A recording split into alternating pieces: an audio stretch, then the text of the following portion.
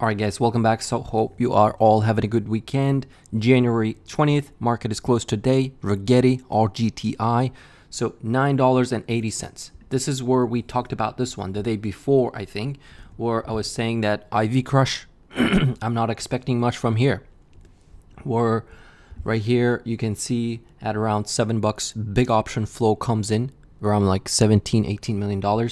And then very next day, they sell it after CPI report and they walk away with 50%. So in this channel, we talk about mainly chart levels, price action, and at the same time, option activity. So I myself a lot trade, sometimes following the big money, meaning big unusual trades, especially for smaller caps. It's easier to read when you come take a look at the option statistics.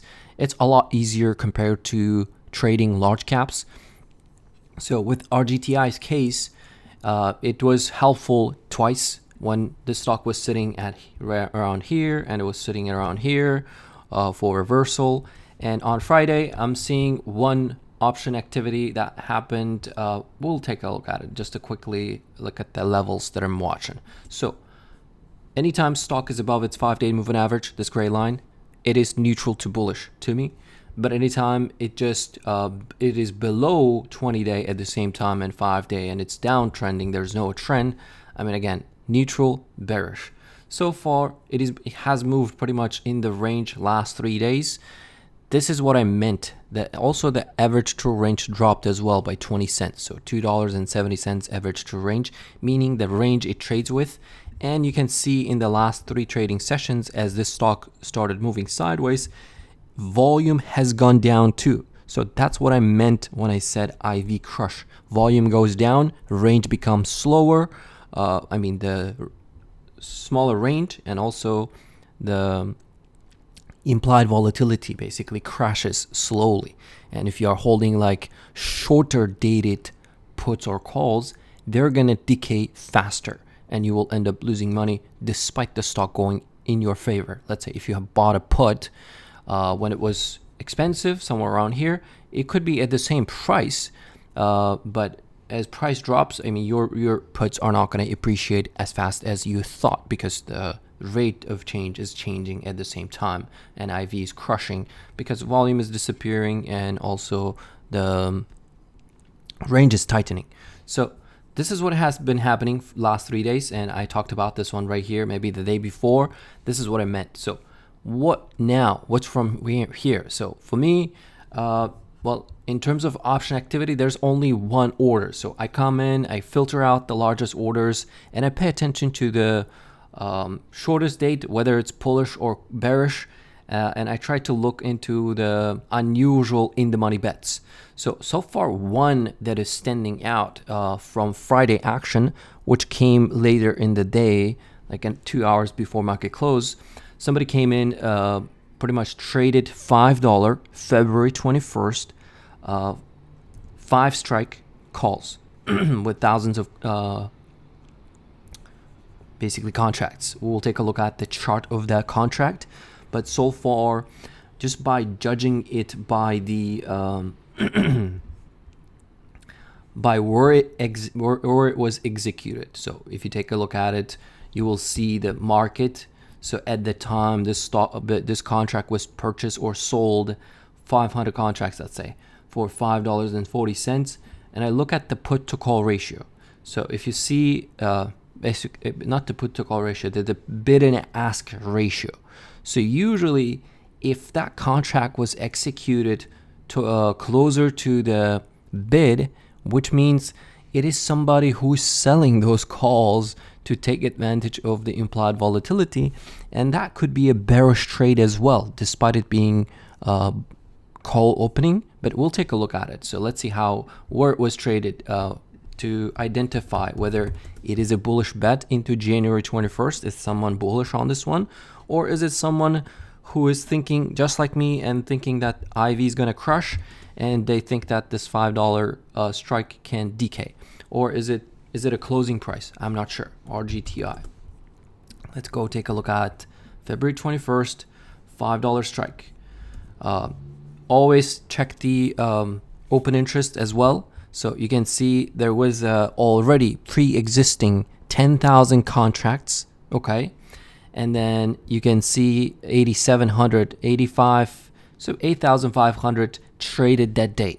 So now by looking at this chain, I can say that this could be closing order.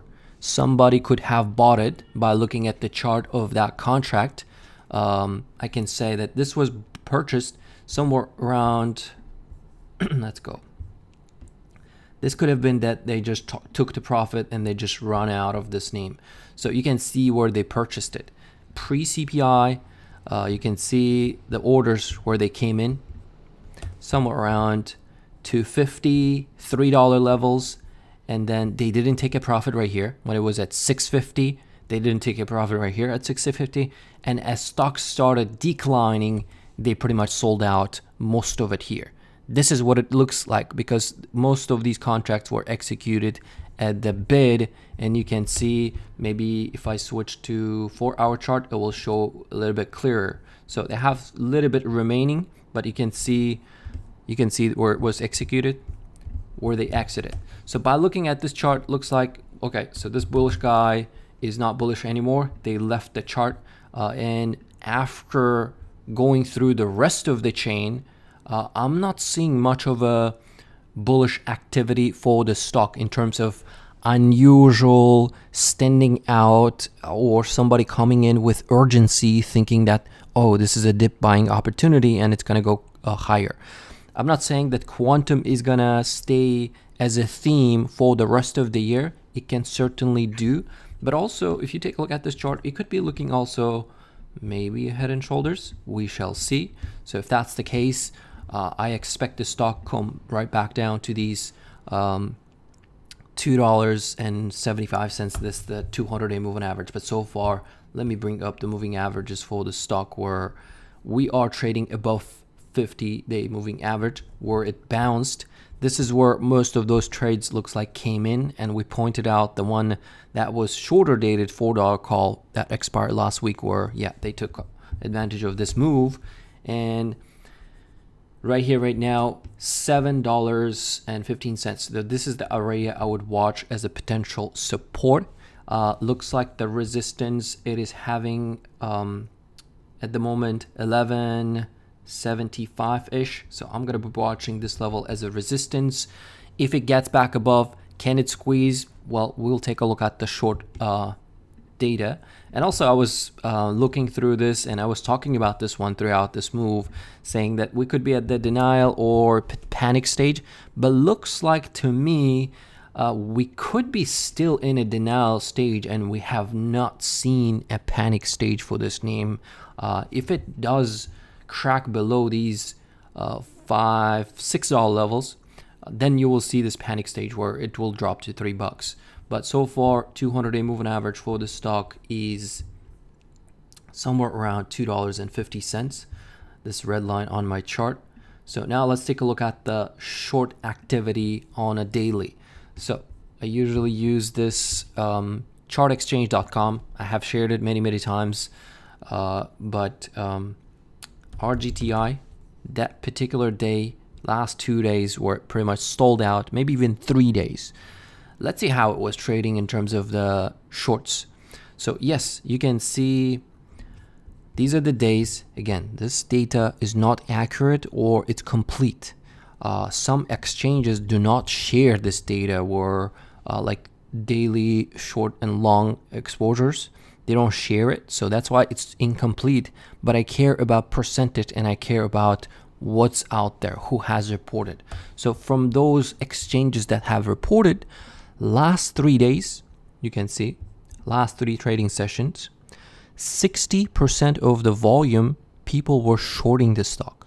So which means only 40% of the trading volume was long volume. But 3 consecutive days, and then you can see before that squeeze, you can see how it was trading. It was very low.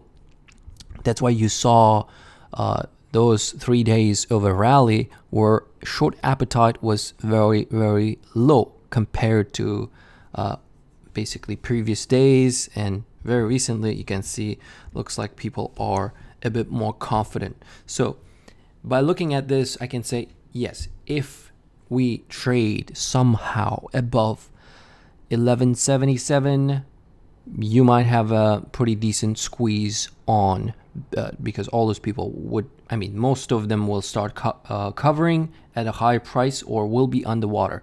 But as long as this stock stays below this level, those people have no reason to cover, and they could even maybe add to their position. So $7, next area of support for the stock. I want to take a look at also borrowing fee, how it was. You can see even that particular day on 17th, when basically aftermarket close, there weren't that many shares available to short for short. So which means if I come take a look at the borrowing fees and at the same time availability of the shares to short the stock, if I don't see many available shares to short, that means there are many people seeking to borrow shares to short, and that's why there's not much of a shares available to short. So that's what I'm watching. It is looking like, well, shorts think that this is it, top is in, and it could probably fade and fade and fade. But again, I myself trade mainly with the option flows. So if I see certain bearish flows come in, at the same time watching all those activities in terms of like shares, short float, and all that stuff, then I will join to the downside, or I could just day trade in and out.